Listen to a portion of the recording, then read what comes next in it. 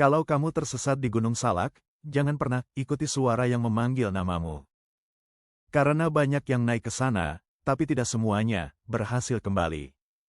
Selamat datang di cerita kisah mencekam, tempat di mana kisah-kisah gelap akhirnya menemukan jalannya untuk diceritakan. Malam ini, aku akan membawa kamu masuk ke salah satu gunung paling misterius di Indonesia. Gunung Salak, sebuah tempat di mana jalur bisa menghilang dan sesuatu mungkin sedang menunggu. Pastikan kamu tidak sendirian dan dengarkan sampai akhir.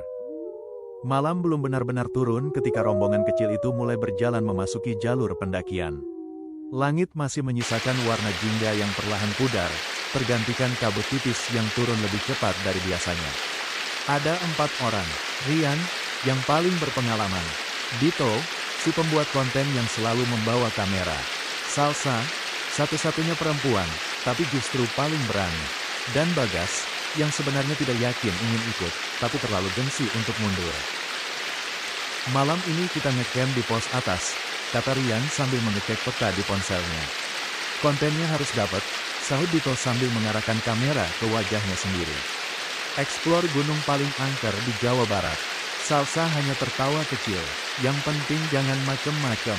Bagas tidak bicara, sejak tadi, ia merasa ada sesuatu yang tidak biasa. Hutan ini terlalu sunyi. Tidak ada suara burung, tidak ada suara angin, seolah mereka masuk ke tempat yang tidak menerima kehadiran manusia. Awal yang salah, perjalanan 1 jam pertama berjalan normal. Mereka melewati jalur tanah, akar pohon, dan beberapa titik air kecil. Namun saat mereka sampai di sebuah persimpangan, semuanya mulai berubah. Ke kiri atau kanan? Tanya Salsa. Rian menatap peta. Harusnya kiri, namun jalur kiri tampak lebih gelap. Kabutnya lebih tebal, dan pepohonannya lebih rapat. Dito menyenter ke arah kanan. Kalau kanan lebih jelas. Rian ragu sesaat. Kesalahan kecil itu menjadi awal dari semuanya. Mending kanan aja, katanya akhirnya. Mereka tidak tahu, jalur itu bukan jalur resmi. Tanda pertama, sekitar 30 menit setelah memilih jalur kanan, mereka menemukan sesuatu yang aneh. Sebuah sandal, tunggal, kotor, tertinggal di tengah jalur. Pendaki lain kali, tanya Salsa. Rian menggeleng pelan. Kalau ada pendaki, harusnya ada jejak lain. Bagas menelan ludah. Kita balik aja, deh. Belum sempat ada yang menjawab, Dito tiba-tiba berkata pelan. Kalian dengar itu? Semua diam. Lalu terdengar suara pelan, seperti seseorang menangis. Tipis, jauh, tapi jelas. 3. Tangisan di hutan. Dari sana, bisik Dito, menunjuk ke arah pepohonan. Rian langsung tegas. Jangan didekati. Tapi Salsa sudah melangkah lebih dulu. Kalau ada orang kenapa kita diam aja?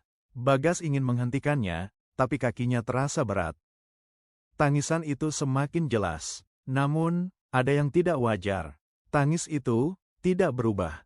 Tidak naik, tidak turun. Seperti diulang terus-menerus. Rian akhirnya menarik Salsa. Itu bukan manusia. Tiba-tiba, tangisan itu berhenti. Digantikan suara lain. Tawa, pelan, lalu semakin keras. Hahaha, semua membeku. Suara itu bukan dari satu arah, tapi dari segala arah. Mereka tidak sendiri. Malam turun sepenuhnya. Kabut semakin tebal, membatasi jarak pandang hanya beberapa meter. Rian memutuskan mereka harus berhenti dan mendirikan tenda. Besok pagi kita cari jalur balik, katanya. Mereka mendirikan tenda dengan cepat. Tidak ada yang banyak bicara. Namun saat mereka duduk melingkar, Bagas akhirnya bersuara pelan. Kita tadi lewat pohon itu, kan? Semua menoleh. Pohon besar dengan akar menjulur seperti tangan. Rian mengerutkan kening. Maksud lo? Bagas menunjuk. Gue ingat, kita sudah lihat ini. Dito langsung membuka rekaman kameranya. Dan benar, di rekaman 1 jam lalu, pohon itu sudah ada. Artinya, mereka sudah berputar. Malam yang tidak berakhir. Jam menunjukkan pukul 11 malam. Tapi suasana terasa seperti tengah malam yang lebih dalam. Tiba-tiba terdengar langkah kaki. Di luar tenda, krek, krek, seperti seseorang berjalan pelan, mengitari mereka. Siapa? Teriak Rian, tidak ada jawaban. Langkah itu berhenti tepat di depan tenda. Semua menahan napas. Perlahan, bayangan muncul di kain tenda. Sosok tinggi, kurus, dan tidak bergerak. Salsa berbisik, "Itu, siapa?" Tidak ada yang berani membuka tenda. Lalu, sosok itu membungkuk, seolah sedang mengintip ke dalam. Panggilan nama. Tiba-tiba suara itu datang lagi. Kali ini, jelas. "Rian." Semua langsung menoleh ke Rian. Wajahnya pucat. "Itu, suara ibu gue." Suara itu kembali. "Rian, pulang." Dito berbisik panik. "Jangan jawab." Namun suara itu terus memanggil. Satu persatu nama mereka. Salsa, Bagas, Dito. Suara itu berubah-ubah.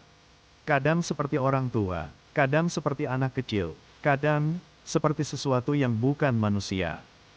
Kesalahan terbesar. Sekitar pukul 2 pagi. Bagas tidak tahan. Ia membuka tenda. "Gue mau keluar," katanya. "Jangan," teriak Rian. Tapi sudah terlambat. Begitu tenda terbuka, kabut masuk dengan cepat. Dan di luar, ada banyak sosok berdiri, mengelilingi tenda.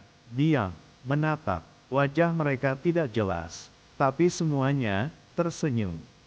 Hilang satu persatu. Bagas berlari, masuk ke kabut. "Bagas!" teriak Salsa. Namun ia tidak berhenti. Suara langkahnya menghilang dan tidak pernah kembali. Pagi yang tidak menyelamatkan. Saat matahari terbit, kabut masih ada. Rian, Salsa, dan Dito keluar tenda. Tidak ada tanda Bagas. Tapi mereka menemukan sesuatu. Jejak kaki. Banyak sekali. Mengelilingi tenda mereka sepanjang malam. Dan semuanya berhenti tepat di depan pintu tenda. Jalur yang tidak pernah keluar. Mereka mencoba turun. Berjalan berjam-jam. Namun, mereka kembali ke tempat yang sama. Pohon yang sama. Tanah yang sama. Dan tenda mereka sendiri. Dito mulai panik. "Kita terjebak," Rian akhirnya mengakui, dengan suara gemetar. "Kita masuk jalur yang salah." Salsa bertanya pelan, "Keluarnya di mana?" Rian menatap kosong ke hutan. "Di sini, mungkin tidak ada." Yang menunggu. Menjelang sore, mereka melihat sesuatu di kejauhan. Lapangan luas. Di tengah hutan, mereka berjalan mendekat, dan melihat puluhan sosok berdiri di sana. Diam, menghadap ke arah mereka. Salah satu maju. Wajahnya perlahan terlihat. Itu Bagas. Tapi matanya kosong, dan senyumnya terlalu lebar. "Di sini, lebih tenang," katanya pelan. Akhir yang tidak pernah diketahui. Beberapa hari kemudian, tim pencari menemukan tenda mereka. Kosong, barang-barang masih ada, namun tidak ada tanda keberadaan mereka. Hanya satu hal yang aneh. Di tanah, ada banyak jejak kaki, berputar-putar, seolah mereka berjalan, tanpa pernah menemukan jalan keluar. Dan di tengahnya, ada satu jejak baru, yang tidak diketahui milik siapa.